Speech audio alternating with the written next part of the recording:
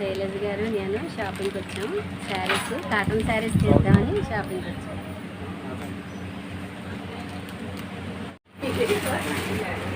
ఇది విచిత్ర సిల్క్స్ రాజమండ్రి. ఇక్కడ కాటన్ శారీస్ అంటే నాకు చాలా ఇష్టం ఈ షాప్లో. అందుకని కాటన్ శారీస్ తీసుకోవడానికి వచ్చాను.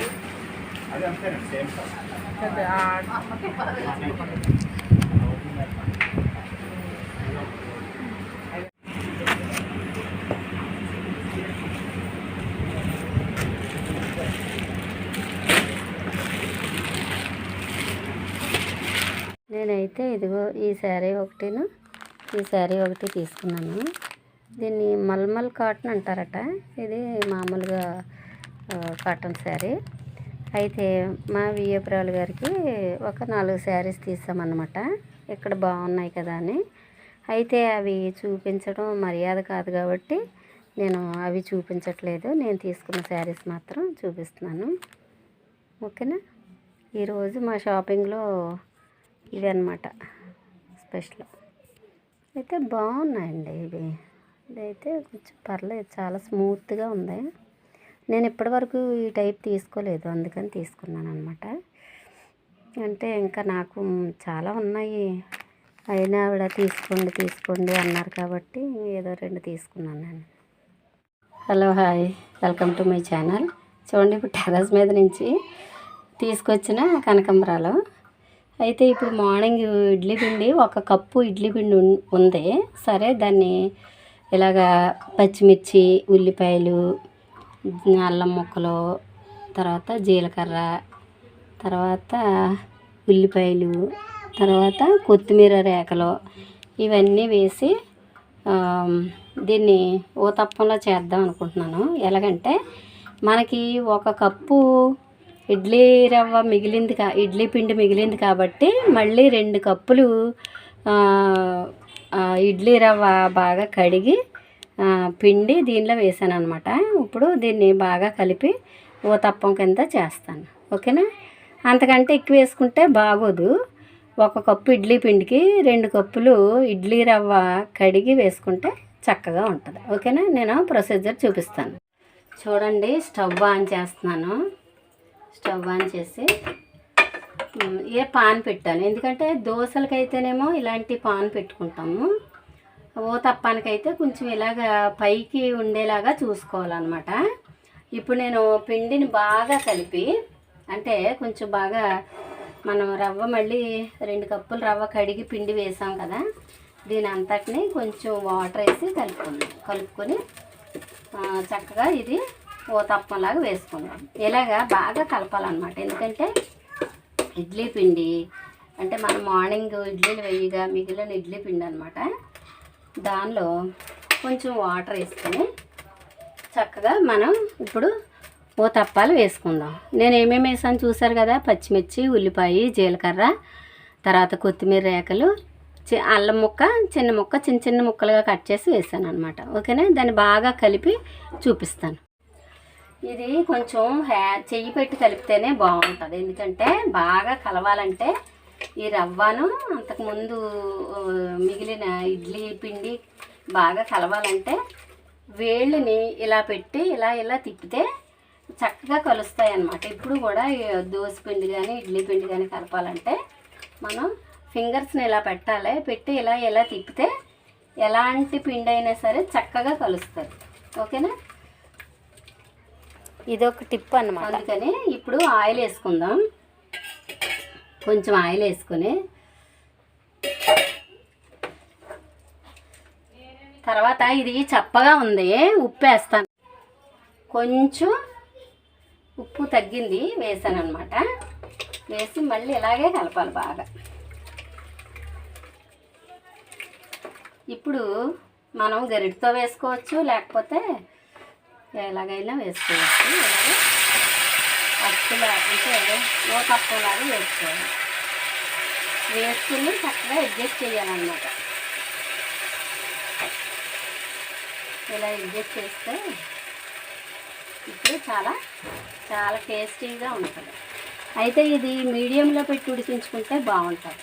ఓకేనా. కంపల్సరీ మూత అయితే పెట్టాలి.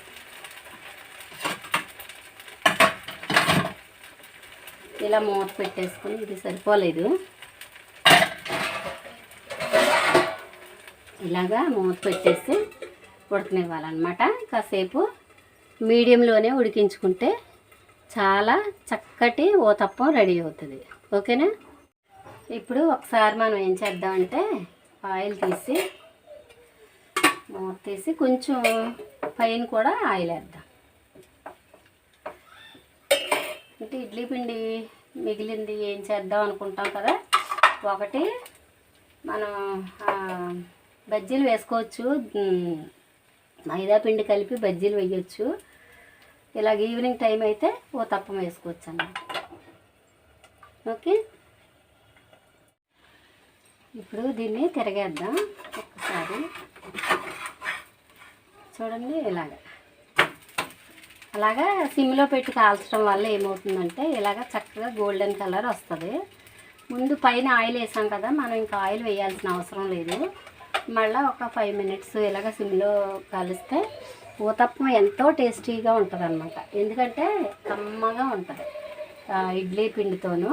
అంటే ఒక కప్పు మిగిలిన ఇడ్లీ బ్యాటర్కి 2 కప్పులు ఇడ్లీ రవ్వ కడిగి పిండి వేసి కలపాలి. ఓకేనా? చాలా బాగుంటుంది, ట్రై చేయండి. ఇప్పుడు ఇది తీసేద్దాం.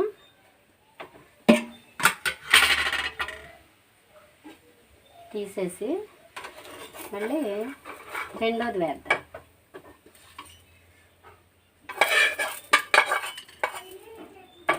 మళ్ళీ కొద్దిగా ఆయిల్ వేసి, చాలా బాగుంటుంది. మీరు కూడా ఇడ్లీ పిండి ఎప్పుడైనా మిగిలితే ఇలా ట్రై చేయండి. అంటే చాలామంది మిగిలిన పిండిని యాజ్ ఇట్ ఈజ్గా వేస్తారు. అయితే నేను మనకి ఎంత పిండి మిగిలిందో దానికి 2 ఇడ్లీ రవ్వ మళ్ళీ కలిపి వేస్తానన్నమాట. అప్పుడు పుల్లగా ఉండదు, చక్కగా మంచి కమ్మటి టేస్ట్తో ఉంటుంది.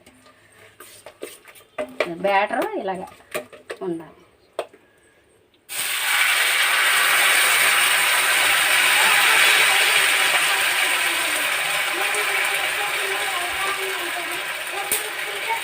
ఇలాగా చక్కగా స్ప్రెడ్ చేసుకొని ఆయిల్ వేసాం కదా, ఇప్పుడు కొంచెం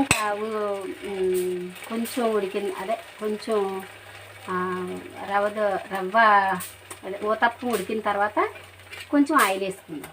ఓకే, ఇప్పుడు స్టవ్ మాత్రం మీడియంలో పెట్టుకుని ఉడికించుకోవాలన్నమాట. ఇప్పుడు మనం కొంచెం ఆయిల్ వేద్దాం పైన.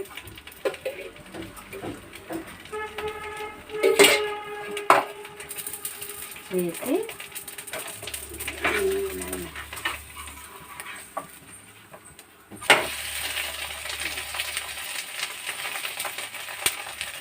మూత పెట్టేసుకుని ఒక 3 మినిట్స్ ఉడికిద్దాం.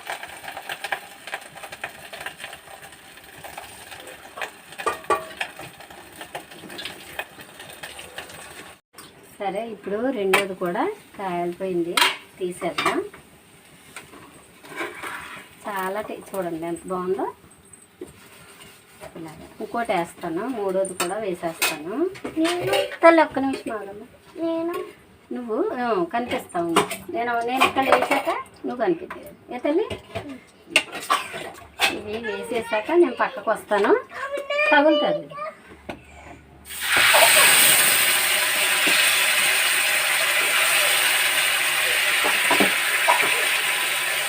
దగ్గరకొస్తుందమ్మా.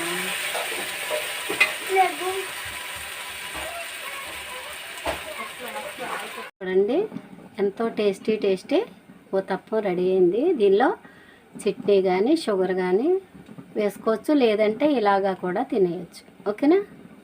బాయ్.